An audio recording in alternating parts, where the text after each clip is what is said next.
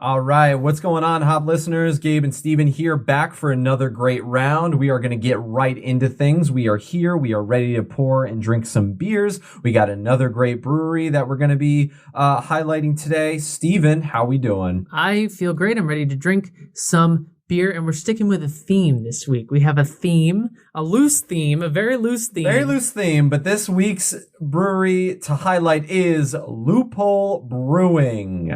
The theme is holes. So without any further ado, hey Steven. Hey Gabe. Let's grab a hole.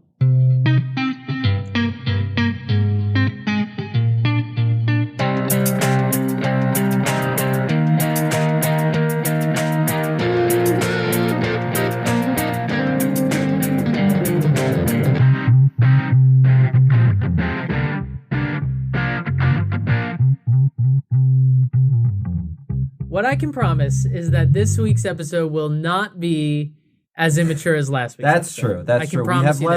We have less whole jokes. When we say Loophole Brewing, we don't giggle to ourselves like little children. But when we say licking hole, boy, we still do. Yeah, but it's hard not to. We figured why not go hold the hole? You know, it's a nice progression from one to the other. It's a nice segue. We started in Virginia. We are now transitioning to Massachusetts for Loophole Brewing. And we're really excited about it. We found this brewery while we were finding other beer up in Massachusetts. And it was highly recommended by somebody in the liquor store there who said that it was indicative of the Massachusetts craft beer scene. This was a great representative of the sort of scene up there. And to be honest, I think it really is. It's one of the most, it's a unique brewery format. It's not one we've really had on the show yet. So it's very different. To get into it. You can follow The Hop on Instagram and Twitter if you're not doing that already. We are at the HO Podcast. You can send us an email, thehopod@gmail.com.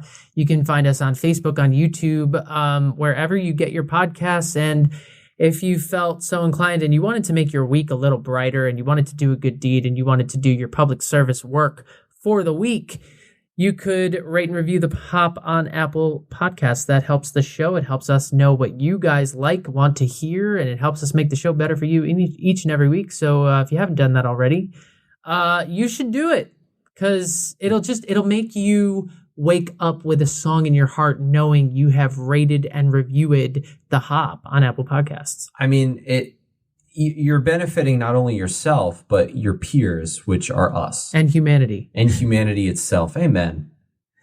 Let's get into the news, guys. And we are kicking things off with, there's a carbon monoxide shortage, apparently, and I'm alarmed about it. Oh, my God. Ew. Yeah, this is, didn't think I would see this coming down the pike, but apparently not. Gas suppliers and craft brewers alike have confirmed a shortage of carbon dioxide, CO2, as a result of the COVID-19 pandemic. Now, you may be aware, we are all aware, that there's been a significant decrease in travel, car usage, air travel, etc., which correlates with a significant decrease in demand for gasoline. Well, commercially used CO2 is a byproduct of ethanol production, which is used for gasoline. So if ethanol is not produced, neither is CO2. Ruh-roh. Brewers have many uses for CO2. They use it to clean their tanks. They use it to package bottles and cans. They use it for kegging, draft lines, things like that. But that said, the beverage industry does, the non-alcoholic and alcoholic, it ranks third in CO2 usage behind both the food industry and dry ice. Dry ice is used for things like pharmaceuticals, water treatment, and more. So basically, beverage makers, non-alcoholic and alcoholic, have to compete for procuring CO2, which is now in short supply. So that's a problem. Breweries are starting to feel the pinch. This has been a problem, and it's, I guess, a little bit less of a problem than it was in the beginning of the pandemic, but they are now starting to feel the pinch in a real way. Some breweries are having to import CO2 from Canada or procure it from across the country. Natalie Killerzo is the co-owner of Russian River Brewing, and she said that they have refineries in California, but because nobody's driving to work anymore, quote, gas sales are way down, and so refineries aren't running. We've been buying CO2 from the Midwest. And this was in an interview with Brewbound, and at the time, Russian River's cost for CO2 had doubled, and the quantity of their order was being slashed by 75%. So they were paying more for less CO2. So this is a problem because I don't know about you, Gabe, but I like my beer carbonated and bubbly. When beer is flat, it what's the right word? It sucks. Yeah, I think when beer is flat, it. Oh my god! Ew. Exactly. It's no bueno. Now, the Supply Chain Subcommittee of the Brewers Association has released a guide and a statement about this, and they have a guide on how to reduce CO2 use in anticipation of the shortage. It also has the added side effect of helping breweries economically if they can find ways to reduce their CO2 usage. The Brewers Association wrote, quote, "A reliable supply of carbon dioxide is dependent upon a number of global and political factors, and brewers would do well to economize their resources in the event of a supply shortage." If you are a brewery that listens to our show, welcome. And also, if you're interested in reading more about this or reading the guide from the Brewers Association, it is available at brewersassociation.org for members of that trade organization. So this is alarming, but just another way the COVID-19 pandemic is affecting the brewing industry in a way that we may not have seen coming before. So I definitely didn't see this coming. When we first read this story, I was shocked. I was dismayed. I was another diss word I don't even know. But it was a lot. And yeah, it's a real problem. Anywho, uplift us, Gabe. Oh, I will. Constellation Brands is striking a sponsorship deal with 3 NFL football teams, the Los Angeles Rams, the Las Vegas Raiders, and my team, the Los Angeles Chargers. Now, the Rams and the Chargers are the featured teams on this year's edition of HBO documentary series Hard Knocks. If you haven't seen it, please do so. It's incredible. But they're working with the partnership for Mexican import beers. Corona will become the official cerveza of the Rams for their new stadium, SoFi Stadium. And Pacifico will become the official beer of the Chargers, who are also sharing SoFi Stadium. They are sharing it together, and when the Rams are at the home field advantage, they will have Corona out and about, and vice versa with the Chargers with Pacifico. And additionally, Constellation Brands has inked a deal with the new Las Vegas Raiders, making Modelo the team's official cerveza, and Woodbridge by Robert Mondavi, the Raiders' official wine. So not only are they going to have beer at the stadium, but they're also going to have wine. The Constellation Brands VP of the Field Lifestyle and Experimental Marketing, Renee Ramos, said in a quote, "While football's return will look different this season, Constellation Brands is excited about the long-term investment we're making in these markets by aligning with these franchises and can't wait to greet fans with exciting brand experiences when it's safe to do so." Now, both the Rams and Chargers and the Raiders have decided there will be limited or no fans in the stands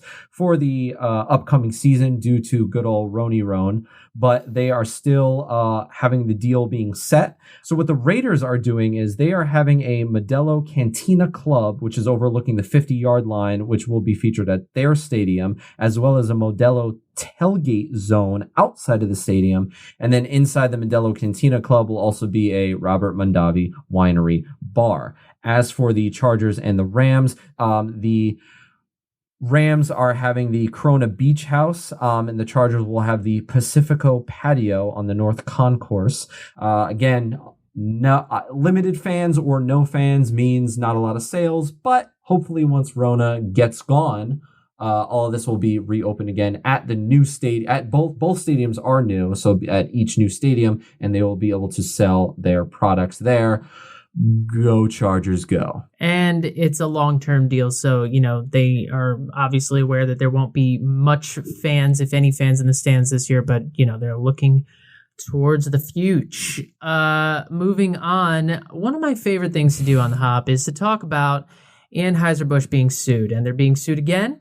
What is it this time?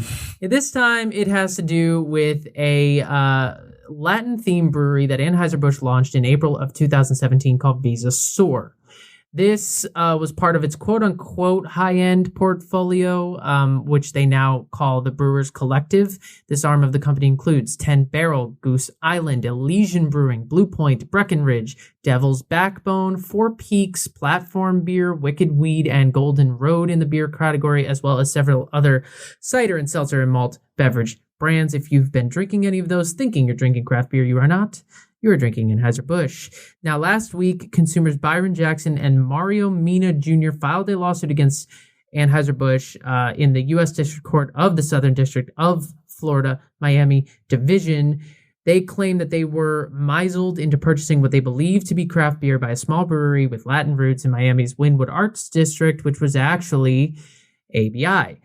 This lawsuit alleges, quote, that Anheuser-Busch intentionally and deliberately portrays Visa Sour as a local craft brewery that is born from, part of, and made in Miami. It masquerades as having Latin American roots. The claim goes on to note that the brewery markets Visa Sour on social media, as well as in the descriptions of the beer, as basically being from Miami and having Latin American roots. For example, the Spanglish Latin Lager is touted as being, quote, inspired by our Latin roots, when, in fact, the company has no Latin roots whatsoever. They also point out that packaging does not mention Anheuser-Busch, but it does include the hashtag Hecha en Miami, which means made in Miami, but some of the beer is produced in Isla Morada Brewing Company at Fort Pierce, Florida. So basically, these people thought they were drinking craft beer. They were going to this brewery in Miami. Turns out it's owned by Anheuser-Busch. And a spokesperson for Anheuser-Busch was asked about this, and they did say, quote, we are aware of the lawsuit and believe it is without merit. Anheuser-Busch is extremely proud of our craft partners, the beer they brew, and the support they provide to their local communities. This lawsuit, I would imagine, is not going to go very far. But good on these consumers for trying to take it to task, Anheuser-Busch. I will say, it shows that these two people really do care about the beer they're drinking, because if I was in Miami and I said, I'll take a craft beer, please, and they handed me an Anheuser-Busch product, I'd probably be upset and leave. I don't know that I'd take it to court. So, you know what? Good on them that they're fighting for what they want. But yeah, I agree. Just because of how big they are, I wonder how far this goes. So, but yeah, it's worth a shot, I guess. I doubt it'll go very far. They're seeking a jury trial and apparently like $5 million or something as part of a class action lawsuit. But you know what? They're at least shining a light on the fact that Anheuser-Busch has, as I mentioned, a, quote, Brewers Collective arm of their brewery, which includes a lot of beer brands that I think a lot of people think are craft beer. Yeah. And I think that this shines a light on that in a different way, so good on them. Moving right along, Heineken is going green. The bottles were already green, but that's not what we're talking about. In the UK, Heineken is starting to roll out its 100% plastic-free cardboard topper, like we said, in the UK, despite major operational challenges as a result of this glorious pandemic. Now, the topper for the packs will feature on Heineken, Foster's, and Kronenberg 1664 multi-pack cans before rolling out across its entire beer and cider portfolio. And the company's goal is to get rid of the plastic we typically see on six-pack cans by the end of 2021. Now, the new topper looks really cool, but it's also really great. Combined with the removal of shrink wrapping on consumer packs, it will also eliminate over 517 tons of plastic annually. That's the equivalent of 94 million plastic bags. That's insane. Sheesh. Now, the marketing director for the Heineken UK, Michael Glane, said, for so long, the plastic pack rings on cans of beer and cider have been rightly scrutinized. We have been working on a solution for several years, one that is durable, totally recyclable, and completely plastic-free. Importantly, this is an innovation that can be used at scale on hundreds of millions of cans every year. Wow. It's really interesting to see. It's really awesome. Heineken really trying to push that environmental nudge to help out around the world. And they're starting in the great country of UK, where I'm seriously considering moving to. Yes. And apparently the next step is they're going to remove corn syrup from their beer to make it more environmentally friendly. Stay thirsty, my friend. Just kidding. They're going to keep doing that, but good on that. Finally, but also stay thirsty. finally, we have to move on. This week in gross. My favorite weekly segment. Last week it was This Week in Yum, and we're going back to gross. There's a hot Cheetos beer in the world, and you need to know about it. Martin House Brewing in Fort Worth, Texas. They clearly don't shy away from the weird. They have made beers out of Sour Patch Kids, Thin Mints, Dunkaroos, pizza, sour pickles, and beers made with squid ink. Well, now they've made a beer out of Flamin' Hot Cheetos. Yeah. This beer is called Fiery Crunchy Cheesy Boy. It's a 5.2% sour brewed, of course, with Flamin' Hot Cheetos. They claim, quote, we deconstructed and then reconstructed the Flamin' Hot Cheeto through months of rigorous R&D, lab work, scientific tests, and many trips to Dave's across the street. I guess Dave's sells Flamin' Hot Cheetos. This is a liquid Flamin' Hot Cheeto. There's not much else to say. You be the judge and be the judge. They were.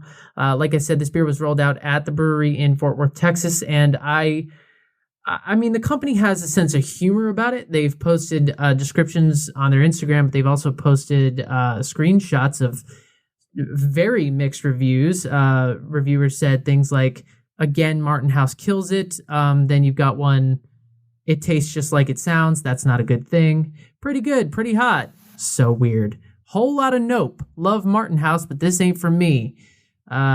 Pretty good. Can def taste the Cheeto. Not a fan. Smells like spicy V8. And then a quick shout out to Rick O'Shea on Instagram, who gave one of my favorite reviews that they highlighted. Your Cheeto beer is by far the worst tasting thing that I have ever drank. It tastes like you canned acid reflux and managed to sell it to people. I'm afraid to pour it down the sink because it may eat through the city sewer pipes. Please make more stouts. So we also need to mention the fact that the glass he poured the beer in is a Shrek-themed glass. And, you know, as it should be, because if you're drinking a Flaming Hot Cheetos beer, that seems fitting. That sounds about right. I mean, the beer is red, and that's gross. That's not on the SRM chart. It looks like the color of Flaming Hot Cheetos, and that's wrong. And it's probably not available right now. They did do a beer release, and they expected it to sell out within 3 hours. Turns out they had cans left over. Really? They expected that? Wow. So they ended up selling the cans, and it's gone, but they have not eliminated the possibility that they will make it again in the future. So, there you go. This Week in Gross. Brought to you by me, Steven from The Hop. Woof. Okay. Well, let's drink some non-Hot Cheetos beer, and let's get into it. I have a fun little toast. And before we get into the toast, this brewery is noted as kind of a contract brewery, so to speak. AKA, they assist other breweries. So I thought, what better than to have wise words from an assist leader, the all-time assist leader of the NBA, John Stockton. Here we go.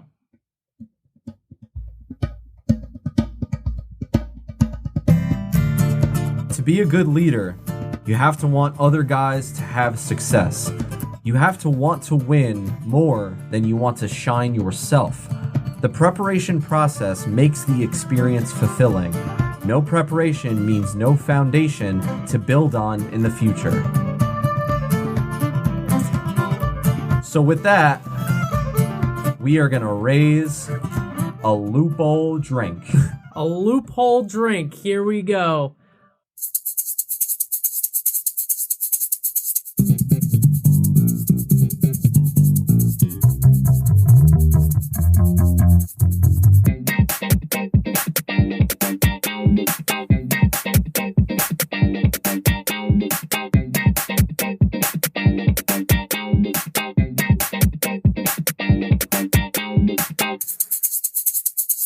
I will introduce this very first beer because it is Irish, and those are my people. Those are your people. Those are my people. We are kicking things off with May the Road Rise to Meet You. You spelled like the sheep, EW, It is an Irish stout brewed with American sensibilities. It's a collaboration with Barron's Court Brewing Company in Northern Ireland. It clocks in at 5.1% ABV. It has 39 IBUs on the SRM chart. I would say it's around a 40. It's very black. Yes, jet black. Beer Advocate has yet to rate it, and Untapped has it at 3.91. We're both drinking out of tulip glasses, or I would say, I guess, snifter glasses, however you want to put that. The fancy ones. Yeah. From the brewery, with brewers shaking hands across the pond, the Irish American Stout features a smooth but pronounced roasted flavor without being overbearing. The use of specialty grains, oats, and flavorsome hops results in a light but creamy mouthfeel backed by a smooth, balancing bitterness. Subtle notes of coffee accent a milk chocolatey richness. We'll be the judge of that. Yeah, so basically, the people from Loophole met the people from Barron's Court Brewing. It was kind of this fun coming together. They said, let's brew a beer together, and brew a beer they did. The can has a beautiful Irish sheep on it. The can artwork is gorgeous. We'll get into that a little bit later. I just feel a kinship to my people right now because the sheep looks very Irish. They're magically delicious. They sure are. Oh boy, Lucky that little bastard is back.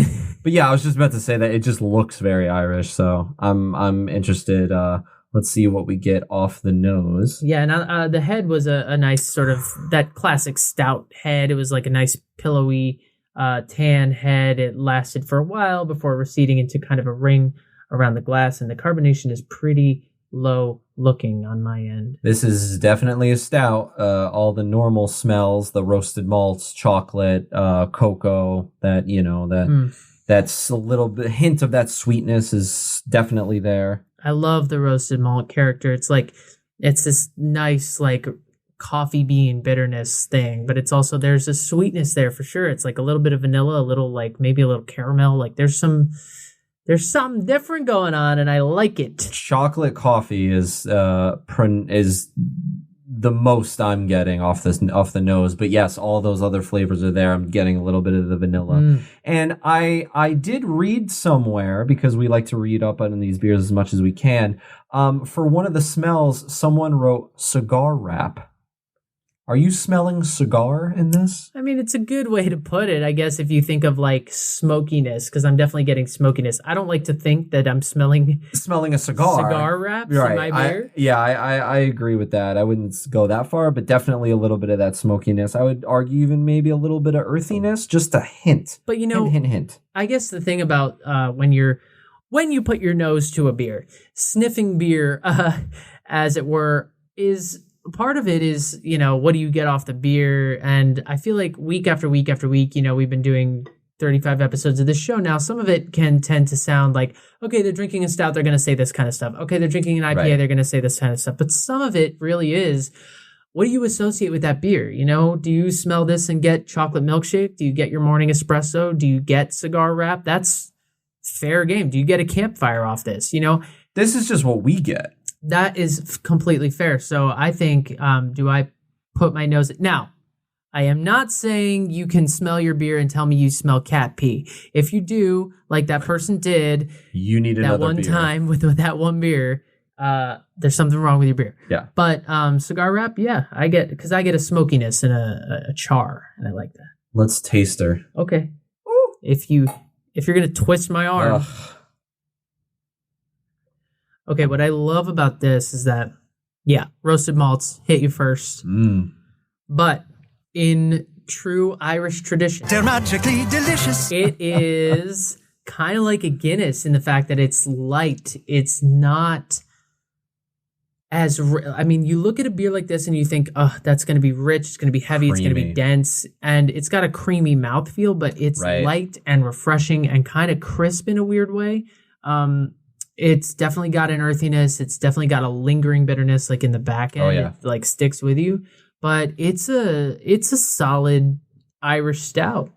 I am getting above everything the roasted malt and flavors of espresso and coffee. I'm not really getting as much chocolate as I was on the nose. I'm getting more like, this is the alcoholic coffee this is the alcohol version of the coffee you drink in the morning to wake you up for your day. I mean, I'm getting just the roasted malts are just hitting me. Yeah, the espresso is really powerful. It's hard. I think there's a sweetness to it that I definitely taste, and I could see some chocolate and I could see some vanilla, but it's hard to find the sweetness behind the bitterness because the bitterness is very prevalent for sure. Yeah. It's the bitterness, like you said, is definitely on the back end. I would even argue it's, the second sip I took, I kind of swished it around in my mouth a little bit. It's got that carbonation, but it's even got a little bit of the bitterness before it goes down. Mm-hmm. I mean, it doesn't shy away from this beer. Like, it's there. It's definitely there. It's not overpowering. But yeah, not as much chocolate as I thought. Yeah, it's like drinking a Guinness without the nitrocarbonation. It's definitely, like I said, it's definitely a stout brewed in the Irish tradition with, like they say, they offer a beer combining the distinctive dark malts of the great Irish stouts, Guinness, Murphy's, etc., with an American influence that celebrates tradition, friendship, and the many adventures that lie ahead. So, I mean, I taste tradition and friendship all throughout this beer. I mean, of course you do. One of the first things that hit my palate was tradition and friendship. I'm surprised you're not Irish step dancing right now. I was like, okay, I get roasted malt, and I get, is that tradition? Oh, friendship hitting the sides of my tongue. Is my hair turning red? I'm finding tradition and friendship here. I really like it though. It is very smooth. It's almost alarming how smooth it is. Barons Court Brewing is a family-run brewery set in the idyllic countryside of Northwest Ireland. And in addition to their top-quality beers, they also boast a zero-carbon footprint, which is awesome. This collab was announced earlier this year in February 2020, right before shit hit the fan. So they the last good month they got this beer in while they could, so good on them. But so it's pretty fresh, pretty new, and a recent addition to the Loophole line up. But it is part of their it's not in their limited release category. It is was quickly added to their just standard year rounders. So they're happy with this one, and you know what? I'm happy with this one. It's quite good, quite a solid Irish stout, and I feel like, there are good American stouts like the Founder's Breakfast Stout, but this one is like I said, it's brewed in the Irish tradition, and I think that's something that's subtle. It's a subtle art form. It's crisp, it's clean, it's lighter than you think it's going to be. Yeah. It's very heavy on the espresso. If you like that kind of flavor, that kind of bitterness, the roasted malt, that kind of stuff, you will like this, but it is delightfully dry and surprisingly drinkable. And right on the can, may the road rise to meet you is our contribution to that special friendship between Ireland and America. It should say the special friendship between Gabe and Steven of the hop, but, we're not going to talk about that. They're magically delicious. I'm going to kill that guy. Ireland. I'm going to find him. I'm going to find that leprechaun. I'm going to steal his gold, and I'm going to take his hat. That son of a bitch. Oh my God. I'm just kidding. I don't That's really. My Irish mascot. It really is. We desperately need to talk about the brewery. We also at some point to talk about that artwork by their artwork god, if you will. Well, sure. Their artwork is done by Jesse Morgan, who's an in-house artist for Loophole Brewing. Jesse Morgan designed many of the labels for their beers, including the beers that we are holding in our hand. Again, I'm looking at sort of a beautiful, well, you can see it on our Instagram, but it's a beautiful pink sky fading into purple, sort of the color of a sunset, if you will. And it's a beautiful Irish countryside with a sheep. Yeah, it almost looks like an oil painting. That's what's so cool about it. And I remember when we were in the beer shop looking at, I think there were like 4 or 5 Loophole options to choose from. We definitely wanted this because we said, okay, it's a stout, it looks good, it probably is good, but the artwork catches your eye in ways you wouldn't think it normally would. So, and it's very indicative of Jesse Morgan's artwork. He's an artist in Northampton, Mass, originally from Amherst. He says he's always been interested in drawing since he was a kid, and basically this is what he does now. He's worked in multiple mediums on multiple substrates, surreal landscapes that twist and turn and become animated. He has a lot of work experience as a teacher's assistant, gallery assistant, and now he is an in-house artist for Loophole Brewing. You can take a look at his artwork at jjm4design.com if you are interested in his work, and you should be, because it's cool. And he also paints a lot of shoes. So for all you Vans lovers out there, you can get a pair of those with his artwork on it, and it would look absolutely dope. But let's talk about Loophole, because they, like we said earlier, they are a little different than what we normally go to. They sure are. They, as we mentioned, more of a contract brewery situation. They were born out of a desire to lessen the financial strain on New England's upcoming craft brewers. They have been quoted saying, "We saw a common thread in so many of these stories around the cost of starting a brewery and the struggle to keep up with the demand in the face of expensive equipment and finite brewing space. Now, Loophole Brewing Services exists to meet the needs of brewers, whether that need is a small run of a seasonal release or housing high-volume production of a flagship brew. Loophole Brewing can assist." Bang! Exclamation point! Just like John Stockton used to do. And how appropriate is that with the NBA playoffs going on that I've been watching, paying rapt attention to?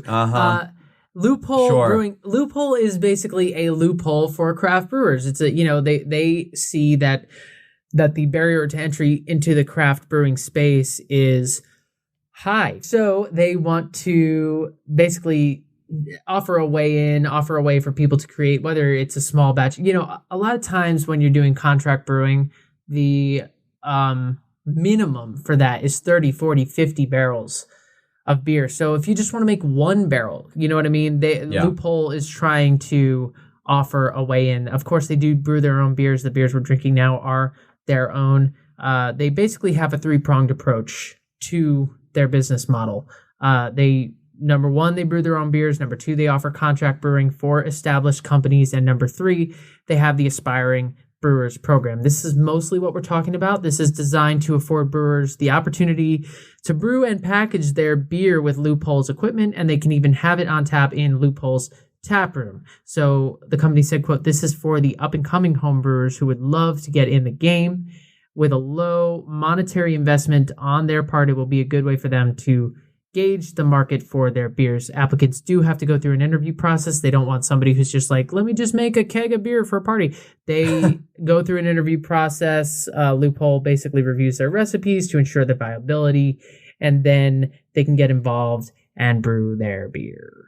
They initially launched in Holyoke, Massachusetts. I hear it's a delightful place.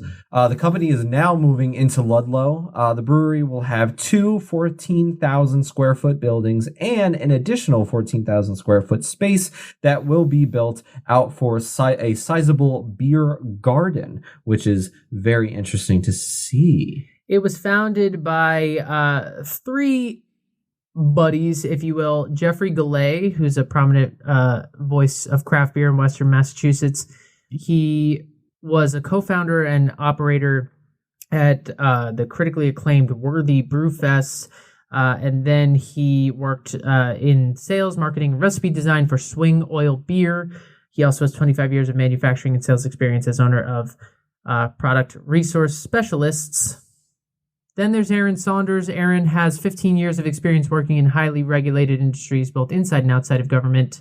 He's currently Senior VP of Public Affairs at Benchmark Strategies, where his focus is on the regulatory needs of private sector clients. I don't know what that means. And then there's Todd Snupkowski. He is a pioneer in the food industry, and he and his wife Daniela have been leading the charge on workforce development. So the three of them together created this company. Jeffrey Goulet is the head brewer at the company. And yeah, they initially launched in Holyoke. They're kind of elusive. Like, honestly, trying to find information about this brewery is as sort of elusive as the operation themselves. Like, they do have a tap room. They do have an operation. It's in Holyoke, but they just like last month announced they're going to be opening in Ludlow. Right. Which apparently was like an open secret in the Massachusetts craft beer community. Whoops. I will say it is. We've noticed this with many of the episodes we've done and many of the breweries. How many breweries have we had where it's like it was started by 3 friends who were just like, screw it, let's make some beer. Like, how awesome is that? I'd be saying though, we could have a brewery. What would the name of our brewery be? The Wolf Den Brewery? Yep. Yes. Done. Jeff, Aaron, and Todd. Hey guys. Keep doing what you're doing because it's clearly working. And they have a lot more beers on tap, but we have another beer to drink. We do. So we should go get that, and then we can tell you more about the beers that they have on tap. One last thought about the stout. It is still very delicious, and I don't know if this is just me, but to you, does it taste more than a 5.1 percenter? I feel a solid buzz. I feel like it's sneaky. I mean, maybe it's just because it goes down so easy that, like I said, it's not as heavy as you think it's going to be. So maybe they were lying when they said it's 5.1. Maybe it's like 8.1. All right, let's go get that other beer. More beer. Okay. Beer number 2. Moving right along. Here we go. Loophole Brewing. Okay. The second one we are drinking is called Moving Through Kashmir. It is a New England IPA. Excuse me, Gabe. It's called Movin Through Kashmir. Oh my God. Movin', there's no G on this can. All right. You know what? Do you see a G? This is hostile work environment. Person to my right. I need the HR department. No. This is ridiculous and I'm upset. The next beer we're drinking is Movin' Through Kashmir, New England IPA, made with Idaho 7 hops. It is coming in at a fun 7.5%, 30 IBUs. On the SRM chart, we're looking at a very opaque yellow, very, I wouldn't say cloudy, but definitely not see-through. I would give this like an 8 to an 11-ish on the SRM chart, depending on your chart. Beer Advocate gave it a nah. They haven't reviewed it yet. Untapped gave it a 4.01, so pretty good rating. Not bad. That's pretty good for Untapped. If you breach the 4.0 mark, you've done something right. From the brewery, from the can, the story was quite clear. The caress of Kashmir hops would make a New England IPA this world has seldom seen. Citra's mango and orange notes mate with Kashmir's lime and melon to rest on the tongue with lilting grace. Our brewers heed the path to this Shangri-La of hoppiness, like thoughts inside a dream. Let us take you there. Moving Through Kashmir, New England IPA. I'm sorry, did you say moving or moving? Move-in. Yeah. Move-in. Oh, There is no G. Oh. This is a hostile work environment. We're going to talk about it later. Like we said, pours a very cloudy, opaque yellow. I had a little bit of head retention. You have more than I do. Yeah, I would say the first thing I want to say about this beer is that I believe it is a new iteration of an old beer because if you look on their website, which again, as I said, this brewery is very elusive, very tricky, hard to pin down, hard to get information. But their website has a different ABV, different IBUs, and it says that it's primarily dry hopped with Idaho 7 hops. But Kashmir hops make way more sense given the name of the beer. So who knows what we're in for right now? But it's dry hopped for sure. And like you said, it's got a decent head retention of sort of an ivory white foamy head. And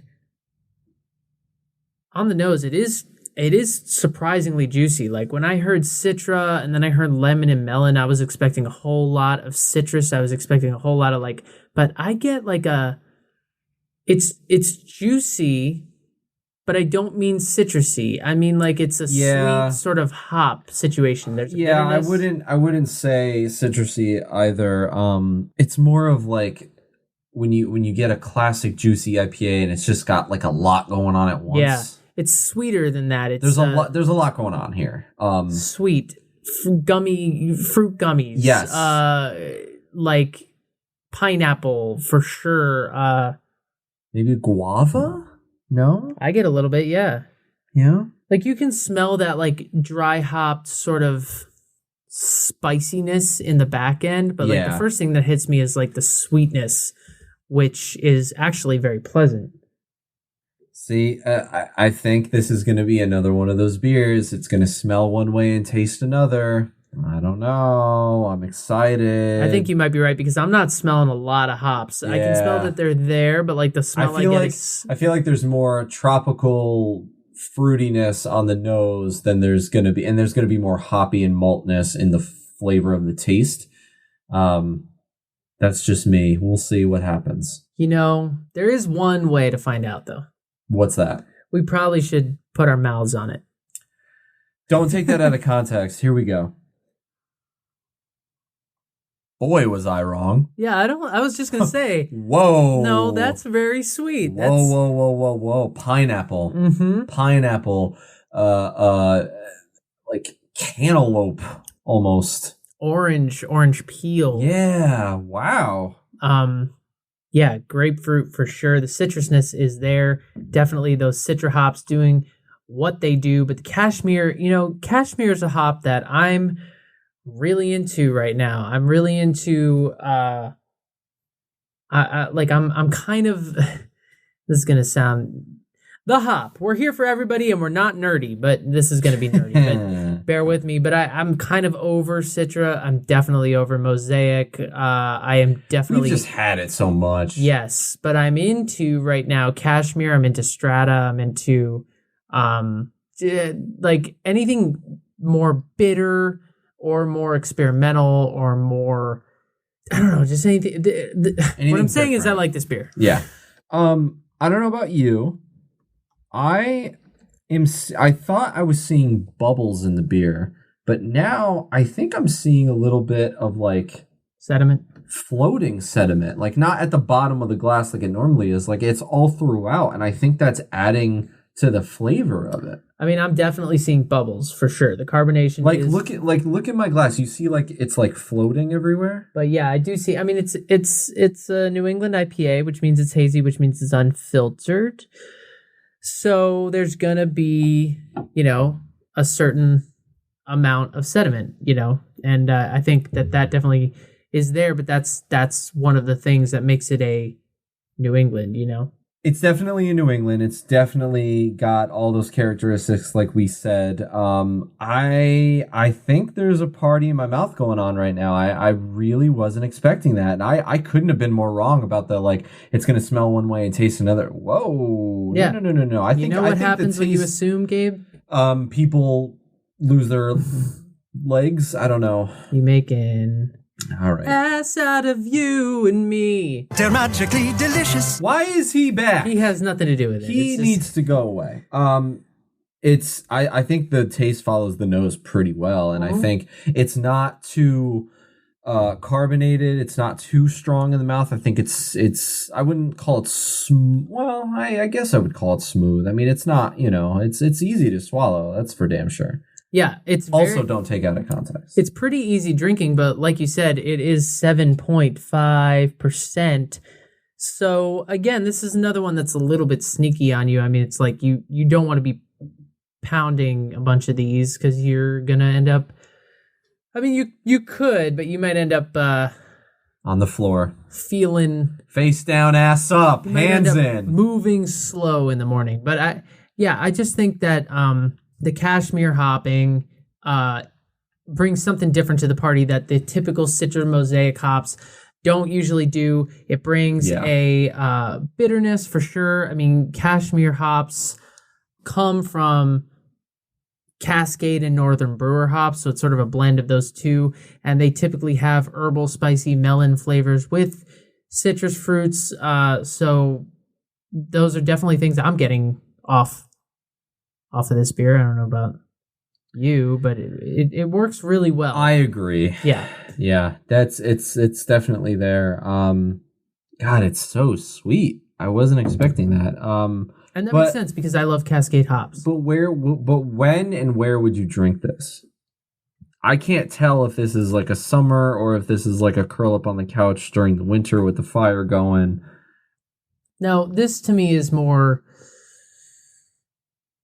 summer you're cooking dinner, you know. It's a cool night. It's not too hot. Yeah, it's not a curl up on the couch like you're on the oh my porch. God, I gotta warm my toes. My toesy woesies. Kind of beer. Yeah, but it's also not like a crushable. Like I'm day drinking. I'm gonna be drinking all day. Jesus. Like no, this is a hearty beer that you're gonna sip on for a while. I want to meet the man and or woman that goes, I'm day drinking. Hand me another Movin through Kashmir New England IPA. The thing is, like, this may be very specific to me, but I feel like I want to drink this while I'm cooking because when I cook, I'm sort of all over the place. I'm dealing with the oven, I'm dealing with the grill, I'm dealing with the stove, I'm running back and forth. I'm focused and I'm in the zone, and I got a lot. I'm juggling a lot, and the beer is kind of an afterthought. It's sort of like when I have a hot minute between juggling things, it's like, let me grab my beer, grab a sip, move on. And but I drink it really slow, you know? This is what I want when I'm doing that. I don't even know. I just like it. I think it can be used for so many things. I would agree. I don't think this is like winter necessarily now that I think about it. But yeah, I'm thinking the same, like, maybe, you're outside with the friends all day and you're playing football and you're throwing the pigskin around and you're having a good time. And then, all right, let's call it a night. I got to go home. You go home, you eat dinner. I would be able to maybe eat something with it. Like this might be a dinner beer. Yeah, I think this beer is incredibly versatile, and I really like it. I think it's a really solid New England IPA. I've mentioned before on the show, I'm kind of over the style, but I think this is a good one for what it is and what it's trying to be. I never thought I'd say this, but between the two, I think I got to go with the Movin through Kashmir as the favorite. Why didn't you think you like stouts that much? I love stouts, and usually because stouts have like when you compare a stout to a New England IPA, I feel like stout, there's just more complexity and there's more flavor for me. Yeah. There's more complexity, there's more flavor, there's just more going on, and it's more fun in a way. And it's more unique. Yeah, but like for this one, this is delightful. Because like I said, New England IPAs are everywhere, but this is a good one, and when you find a good one, there's a reason that they're everywhere, and it's a very popular style, and this is a really good one. And real quick, Loophole Brewing, in addition to all the contract brewing and other things they're doing, they have a ton of limited edition beers. Tons of beers. Yeah, they got plenty going on. They got a few different IPAs, New England IPAs, a few different stouts. They have their one of their flagships alongside the May the Road Rise to Meet You is the First Encounter, which is also a New England IPA. But they have some weirder stuff too. They have a hazelnut praline, which is an American stout. They have a lychee kolsch. They have a shortened stout American stout. They have a short shot coffee stout. They have a pastry stout. They have a centennial. They have a Carriage at Midnight, which is a pumpkin yam beer. Y'all know Steven loves his pumpkin beers, okay? And it's coming up. Fall beer is coming around. Thanksgiving. We're gonna be featuring pumpkin beers galore. They have another stout. This is great. You ready for this? It's called Bada Bing Stout. Stout rested on Bada Bing cherries. My lord. Bada Bing. Bada Bing. I want it so bad. I want to drink that so bad.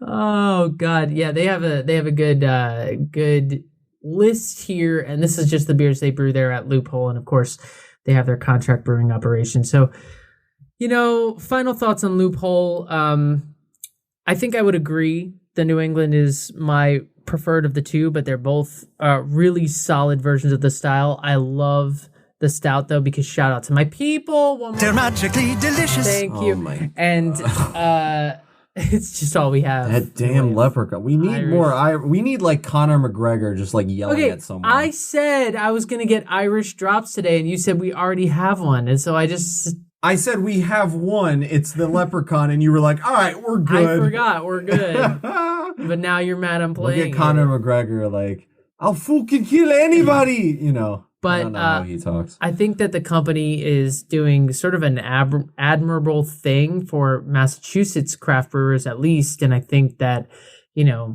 this whole industry is, I mean, the barrier to entry is very high, and it requires a lot of equipment. It requires a lot of things, and I love that there's a brewery out there whose mission, sort of from jump, is not like, it's not a two-road situation. Oh, we've done so well ourselves, we have so much equipment, sure, we'll contract brew. It's, we want to contract. Their main focus, I would argue, is the contract brewing, but on the side, they make their own killer beers, case in point. Which, as I said, is something different that we haven't really seen on the show. So, shout out to Loophole Brewing, and shout out to the beer employee at the liquor store that told us to buy their beers. Another hole down. Another hole down. Another hole we have entered, and oh boy. Another hole completed. Real quick before we get out of here. Oh my God, the Netherlands, what are they doing? They are fighting, quote unquote, wild peeing with new hemp-filled public urinals. They are creating outdoor public urinals that are made of hemp so people can pee. It's called the green pea urinals. They resemble planters and are filled with hemp.